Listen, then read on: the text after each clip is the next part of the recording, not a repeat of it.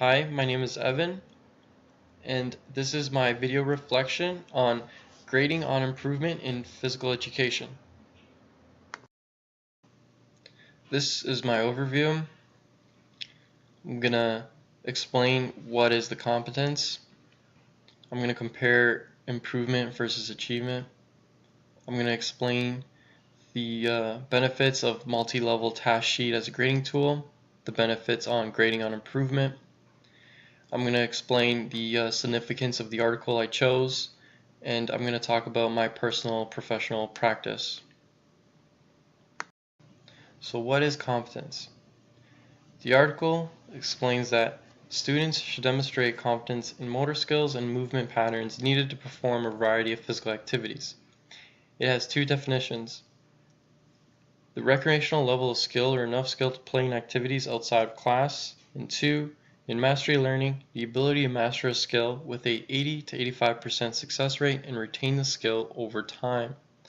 The way you measure competence is through specific measurable objectives over learning skills for retention and quality instruction and feedback.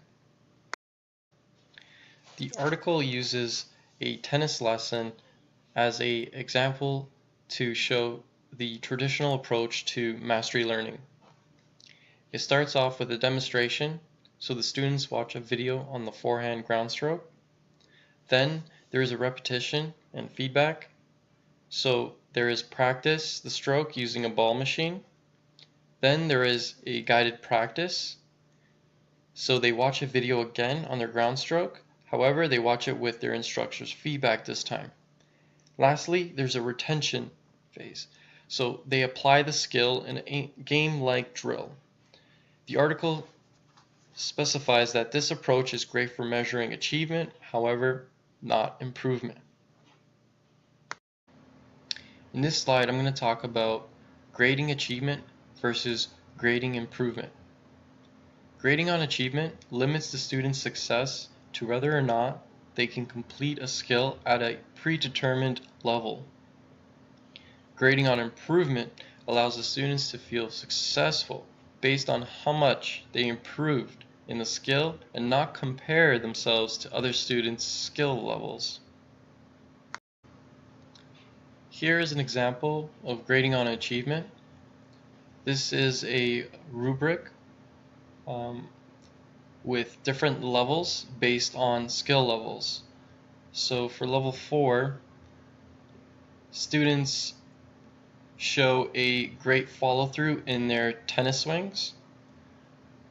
In level 2, they consistently lack one of the elements of correct technique above or fails to hit the ball 2 out of the 4 times. So this rubric demonstrates the importance on their skill level.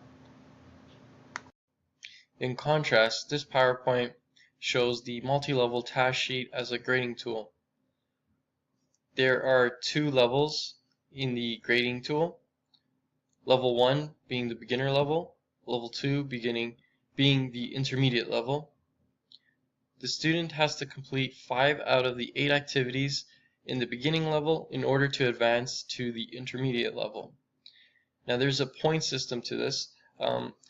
The student gets 5 points for each task on the list.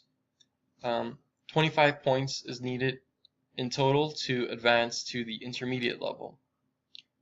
The rotary setup with teacher check-in allows the students to take charge of their learning and development leadership skills, and students evaluate themselves, peers evaluate each other, and the teacher evaluates the students with this method.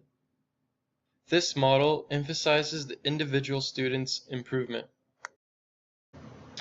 I chose this article because it demonstrates the importance of measuring improvement in the classroom and not just skill level.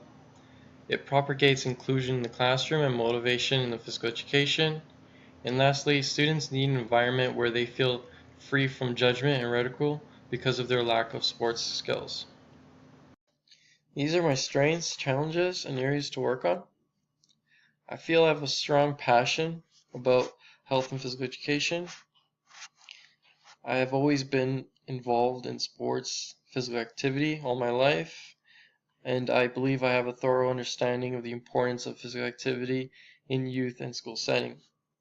Some challenges I think that I will face is keeping the attention of the students during the lesson and motivating students to try the skills being taught in the lesson.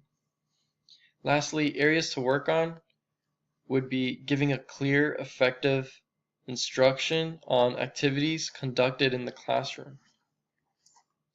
Thank you for watching this video.